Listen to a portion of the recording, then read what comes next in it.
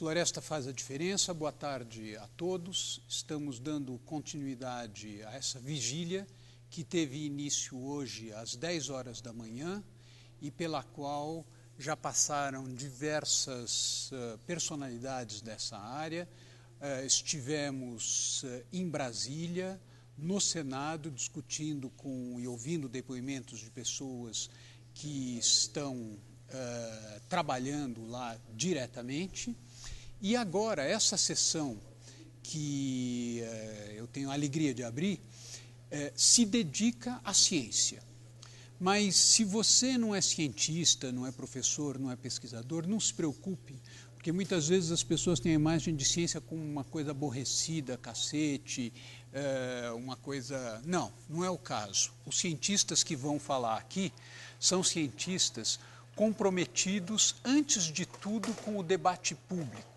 E essa é uma característica muito importante dessa discussão, essa salutar mistura entre ciência e debate público. E nós temos um exemplo disso no que acaba de acontecer no Senado. Até 2 semanas atrás, o projeto de lei que tinha chegado no Senado parecia uma espécie de fortaleza inexpugnável, né? Uma fortaleza toda protegida.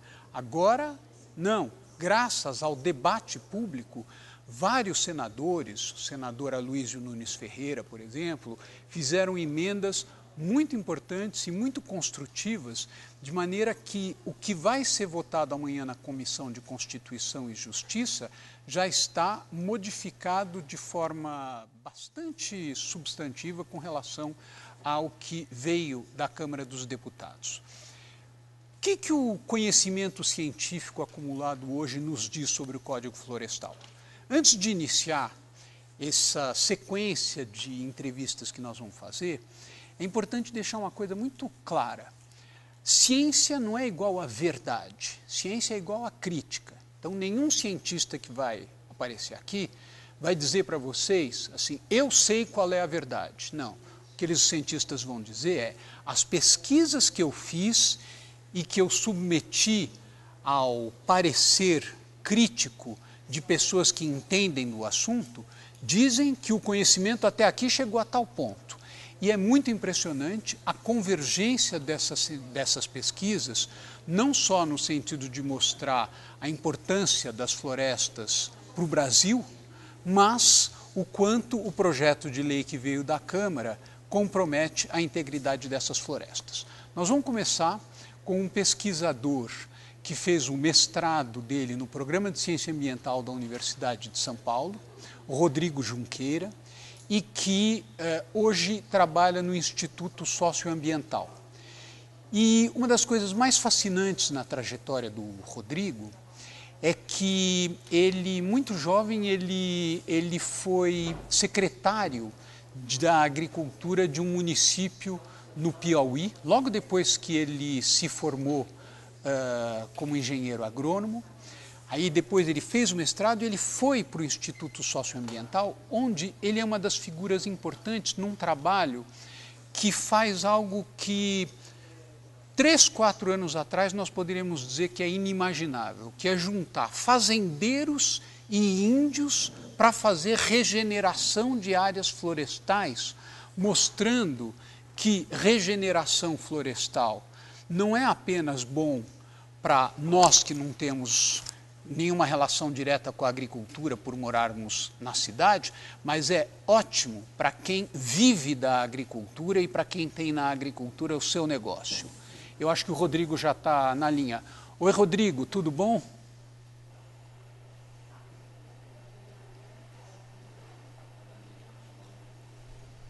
Eu vou resistir à tentação de dizer desculpem a nossa falha. E esse trabalho que o Rodrigo faz se insere num contexto muito importante em que vocês todos se lembram quando, na gestão do ministro Carlos Mink, vários municípios brasileiros foram colocados numa lista negra do desmatamento. O que muita gente não sabe é que vários desses municípios hoje estão saindo da lista negra do desmatamento. Isso é uma coisa fantástica. Eu tinha entendido que o Adnan, por exemplo, eu não sei, Basileu, se ele já falou ou vai falar, aqui o Adnan, de Paragominas. Na quinta-feira, o Adnan vai falar. Gente, é imperdível. O Adnan é uma das 5 figuras mais importantes hoje na Amazônia brasileira e, portanto, num dos temas globais mais relevantes da atualidade. O Adnan liderou uma iniciativa que juntou movimentos sociais, organizações não governamentais, fazendeiros, industriais e conseguiu fazer de Paragominas, que era um município que até então era considerado maldito, um exemplo de regeneração, não só de regeneração florestal, mas a partir da regeneração florestal, um exemplo de integridade da manutenção dos recursos ambientais, de certificação florestal, de certificação madeireira. Estão recebendo um investimento de 50 milhões de dólares de uma empresa fabricante de produtos madeireiros, e isso com adesão dos fazendeiros e das populações e dos movimentos sociais locais. Então, Rodrigo, meu amigo, como vai?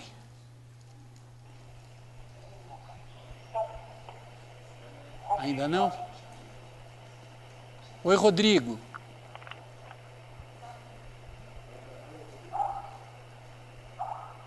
Estamos fazendo contato com o Rodrigo, que está em Canarana.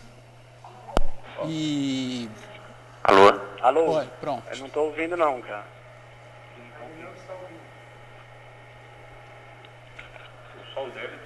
Alô? Rodrigo? Alô, Rodrigo? Oi, Rodrigo. Tudo bom? André? Oi, Rodrigo. Ricardo. Alô?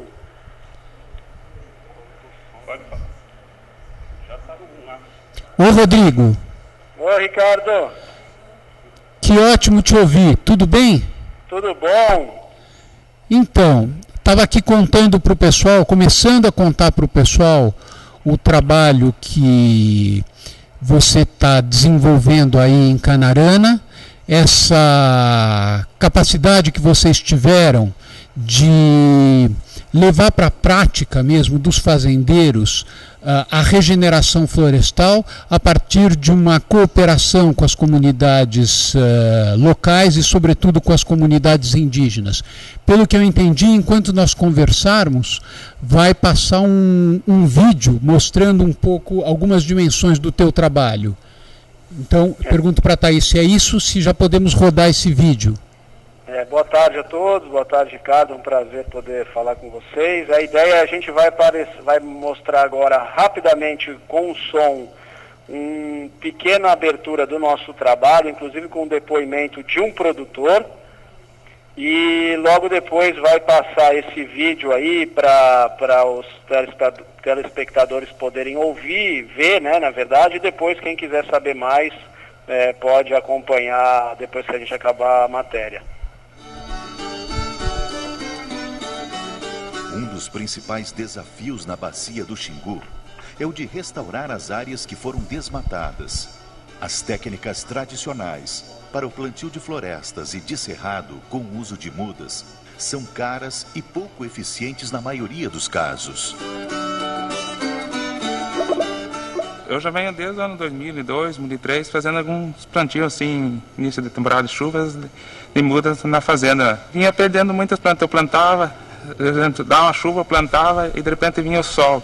E ficava uns dias sem chover e eu perdia muitas plantas. Através da rede de semente que o ISA tem parceria no Xingu, aí fizemos o plantio aqui através de plantadeiras e coisas, onde é que vem dando um trabalho muito bom. Bem mais viável, porque você pega, por exemplo, plantar uma hectare. Em pouquinhos minutos com a plantadeira, depois que ela está semente na plantadeira, está plantada. O trator em poucos minutos planta. E manual gastaria uns 2, 3 dias de serviço. A semente que nascer, ela vai embora.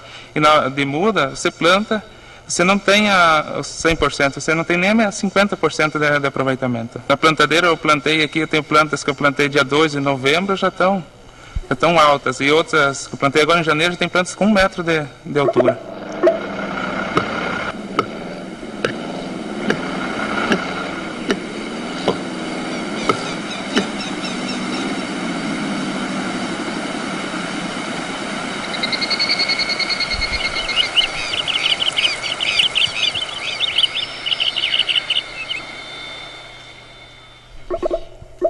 Icatu Xingu é o nome do projeto que o Rodrigo dirige. Eu queria te perguntar algumas coisas, Rodrigo.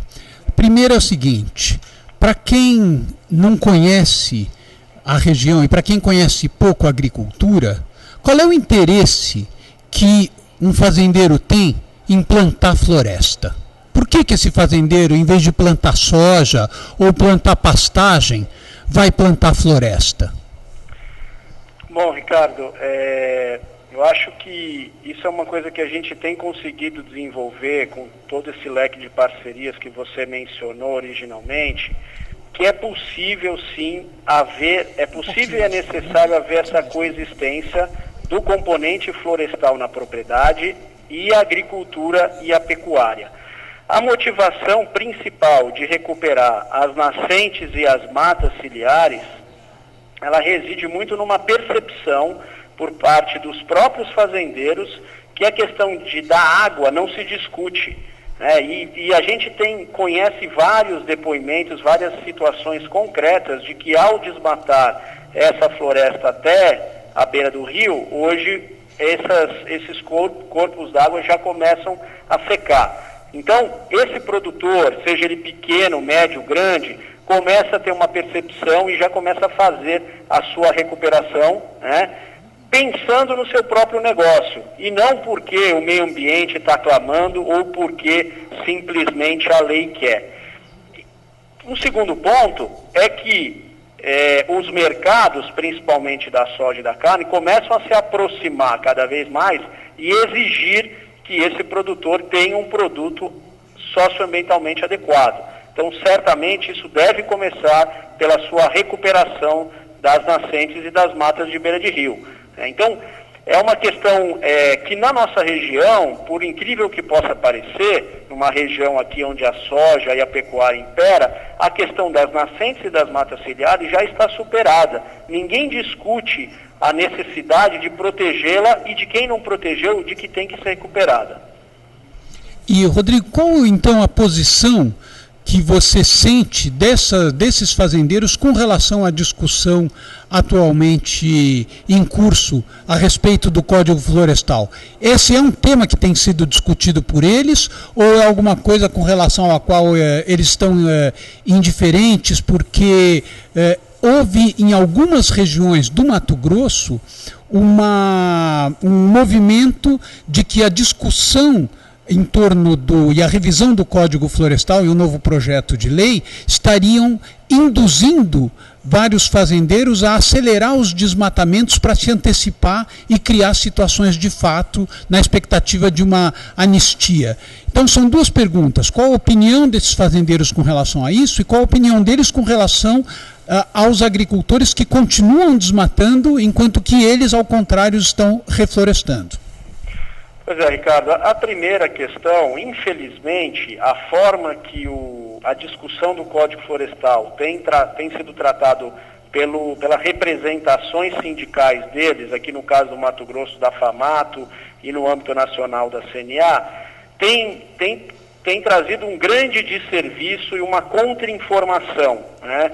Então é algo muito difícil que aquilo que a gente conseguiu trabalhar a duras penas durante 4 anos, 5 anos, retomou esse posicionamento corporativo, né, de muitos produtores que hoje são parceiros que não tem nenhuma discussão, que estão fazendo o seu dever de casa, recuperando as suas áreas, nesse momento estão bastante apreensivos e acuados, e estão tomando uma posição, né, neutra, vamos dizer assim, no debate, não se expondo, até porque as suas representações estão com esse discurso bastante radical e muito retrógrado em relação as matas. Então, a gente está num momento muito delicado, muito melindroso em relação a isso, aguardando o que vai acontecer com os